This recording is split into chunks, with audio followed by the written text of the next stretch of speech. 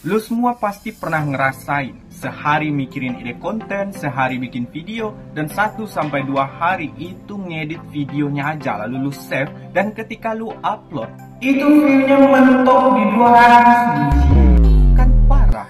Ini seperti kutukan dark system ya. Sistem itu seperti nggak ngebaca atau nggak ngedeteksi sama sekali itu video yang kalian upload.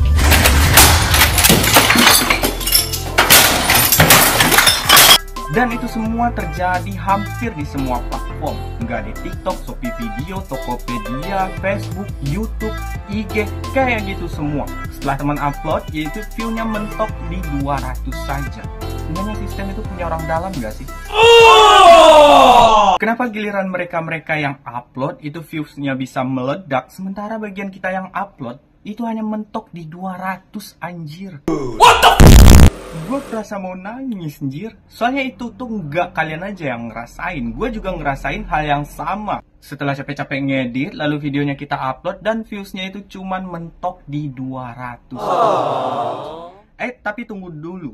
Setelah saya telusuri sesuai dengan situasi kondisi toleransi pantauan dan jangkauan atau disingkat menjadi si kontok panjang, saya sekarang udah tahu kenapa mereka bisa viewsnya itu terlepas dari kutukan 200 view atau alias dari kutukan dark system tadi. Yang mana sistem itu benar-benar nggak ngebaca video kita sama sekali. Lah, emang penyebabnya kenapa sih bang? Nah, gue kasih tahu ya. Penyebabnya itu lu kurang ngegenjot sistem.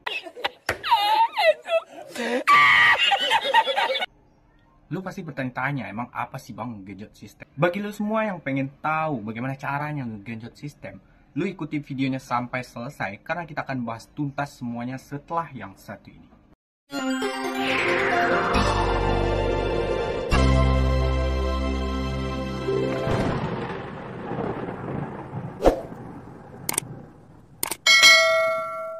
Assalamualaikum warahmatullahi wabarakatuh. Jumpa lagi bersama saya di Okarya Channel. Semoga dimanapun kalian berada selalu dalam keadaan sehat walafiat, amin ya robbal alamin. Sebelum kita lanjut, saya mengajak teman-teman like terlebih dahulu videonya, tekan tombol subscribe dan nyalakan juga lonceng notifikasinya karena itu semua gratis anjir. Kalian dikasih ilmu gratis, tinggal pencet-pencet doang aja, nggak mau ya udah terserah kalian lah. Sekarang kita akan lanjut ke pembahasan. Gue punya cerita nih anjir. Itu dari awal gue ngonten, itu gue pernah nelusurin beberapa channel sampai sekarang. Yang pertama itu channelnya yang ini ya. Teman-teman pasti pernah nonton nih. Karena channelnya itu sering banget muncul di beranda FYP YouTube itu sendiri. Gue gak bakalan nyebutin namanya ya. Biarin aja lah, teman-teman bisa lihat sendiri, teman-teman pasti tahu ini channel punya siapa gitu. Dan yang kedua itu masih ada lagi, ini masih satu nice dengan channel saya sendiri gitu. Itu masalahnya itu di bagian upload tutor juga. Dan yang ketiga itu lebih parah nih guys. Ini channelnya yang ini ya. Itu topiknya itu di bagian video reaction. Ini agak luar biasa sih. Kenapa saya bilang ini luar biasa? Ini dia bikin video, dia nggak mikir sama sekali deh kontennya seperti apa. Dia cuman nge-reaction video orang aja. Menariknya di sini, ini orang tuh ngonten itu dimulai dari 2-3 tahun belakangan kalau nggak salah. Saya mulai menelusuri ini orang, itu benar-benar saat dia baru benar-benar mulai ngonten. Dan itu dia sudah menghasilkan atau sudah mendapatkan 3 juta subscriber. Dan kalau penghasilannya jangan ditanya lagi, teman-teman bisa cek sendiri di Social Blade. Kita akan coba cek langsung ya di Social Blade-nya sendiri. Nah, kita ketikkan namanya. Itu di sini dikatakan dia menghasilkan itu sebesar 24.000 sampai 390.000 per bulannya. Itu dolar ya guys ya. Ini dolar. Nah itu kalau kita kalikan itu sekitar, kalau kita kalikan ambil di titik tengahnya aja di bagian 200.000 saja, itu udah menghasilkan 2-3 M per bulannya. Sekarang pertanyaannya, bang, apakah ini orang juga pernah dahulunya itu terkena kutukan dark system yaitu view mentok di 200-an? Nah ini ya, ini menarik ya. Kalau dulu lu lihat channel ini orang, gue tahu persis ini waktu dia awal-awal ngonten itu gue tahu banget. Gue lihat itu di channelnya di awal-awal videonya itu memang banyak sekali itu terkena kutukan 200 view saat dia awal ngonten dulunya. Jadi itu parahnya lagi, gue tahu banget ini orang upload itu memulai ngonten itu di bagian video short, itu di YouTube itu sendiri, di bagian video pendek. Jadi setelah dia upload, dia banyak banget mendapatkan kutukan 200 view ini. Sekarang kenapa dia bisa terbebas bang dari kutukan 200 view? Karena faktanya sekarang kita lihat itu beberapa jam saja dia upload, dia sudah mendapatkan ratusan hingga jutaan view. Dan itu hanya beberapa jam baru setelah di-upload. Ini menarik buat kita ambil pelajaran ya. Gue tahu banget ini orang waktu awal ngonten itu dia banyak sekali terkena kutukan 200 view.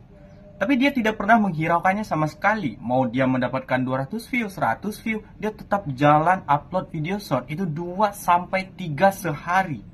Jadi ini yang saya katakan teknik pencabulan sistem ya. Dia nggak peduli sistem mau ngedetect atau enggak video yang dia upload. Yang jelas dia upload, dia genjot lagi, dia upload, dia upload, dia upload lagi. Ini yang saya katakan ini seperti ngegenjot sistem. Jadi ujung-ujungnya ketika dia melakukan seperti ini, dia genjot lagi, dia upload lagi. Bodoh amat mau mentok di 200, dia tetap upload. Jadi lama-lama sistem itu seperti bosan juga ya. Kalau udah lama gitu di-upload, genjot lama di-upload itu seperti kerasa juga nggak sih? Kerasa lah sama sistem, masa enggak gitu kan? Nah jadi ini yang menyebabkan dia itu terlepas dari kutukan 200 view-nya.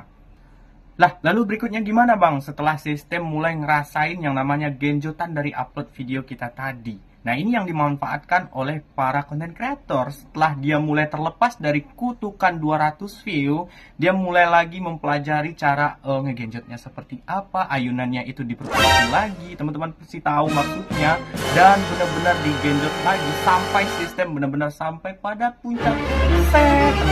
Paham ya, maksnya kayak gitu. Nah jadi setelah sistem itu benar-benar udah tahu ini itu video kita seperti ini dan udah benar-benar dideteksi, nah itu harapan teman-teman berikutnya, teman-teman silahkan upload dan lebih perbaiki video teman-teman. Jadi kalau ditanya untuk para suhu apakah videonya itu bagus dari awal dia ngonten sampai sekarang, itu jawabannya enggak ya.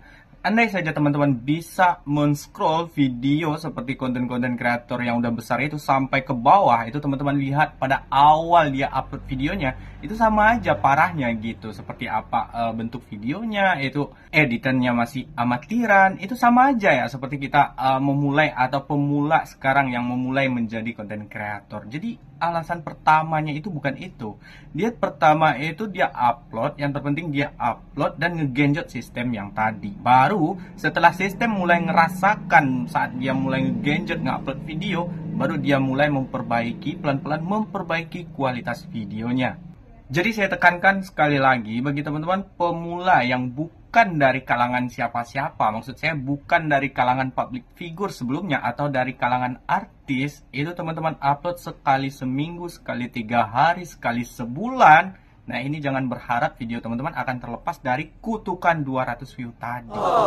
Jadi intinya bagi lu pemula yang benar-benar ingin berniat menjadi konten kreator, itu yang terpenting itu teman-teman harus menggenjot sistemnya terlebih dahulu. Teman-teman bisa genjot sampai sistemnya merasakan video yang teman-teman upload. Baru selepas itu baru teman-teman perbaiki perlahan-lahan video yang teman-teman upload. Jadi untuk awal teman-teman tidak usah terlalu repot memikirkan kualitas video teman-teman udah bagus nggak sih editannya, udah perfect nggak sih. Nah kalau teman-teman terlalu memikirkan hal yang seperti itu, jadinya teman-teman bakalan upload itu sekali 2-3 hari atau sekali seminggu atau bahkan sekali sebulan. Nah ini percuma saja jika teman-teman melakukan hal seperti itu. Jadi yang pertama itu yaitu teman-teman harus yang namanya konsisten update, minimal teman-teman upload itu 1 video 1 hari. Sampai di sini dulu video saya kali ini. Sampai jumpa di video-video berikutnya. Wassalamualaikum warahmatullahi wabarakatuh.